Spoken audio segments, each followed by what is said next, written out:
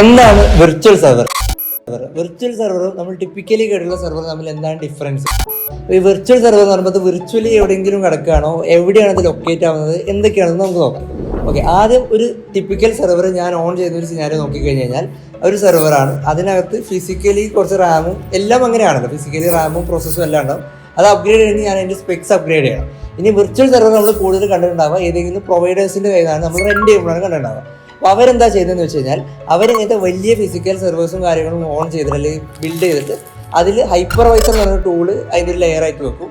എന്നിട്ട് ഇതിൻ്റെ പുറത്ത് ഓരോ ഡിഫറെൻറ്റ് ഓയസസ് വെക്കും. അതായത് ഒരു മെഷീനിൽ തന്നെ മൾട്ടിപ്പിൾ ഓയസും കാര്യങ്ങളും റിസോഴ്സിനെ പാരലലി അലോക്കേറ്റ് ചെയ്തിട്ട് വർക്ക് ചെയ്യിപ്പിക്കും. അപ്പോൾ ഇതിൻ്റെ അഡ്വാൻറ്റേജ് എന്താണെന്ന് വെച്ച് കഴിഞ്ഞാൽ എനിക്കിപ്പോൾ ഒരു 2 GB റാമും ഒരു ഇത്ര കോർ പ്രോസസ്സും വേണമെങ്കിൽ അത് എനിക്കൊരു മെഷീൻ അലോക്കേറ്റ് ചെയ്ത് എനിക്ക് തരാൻ പറ്റും. അപ്ഗ്രേഡ് ചെയ്യണമെങ്കിൽ എനിക്ക് അതിൻ്റെ സ്പെക്ക് കൂട്ടാൻ പറ്റും. അപ്പോൾ ഇങ്ങനെ നമുക്ക് കൺട്രോൾ ചെയ്യുക എന്നുള്ളതാണ് വിർച്വൽ മെഷീൻസിൻ്റെ മെയിൻ അഡ്വാൻറ്റേജ് എന്ന് പറയുന്നത്.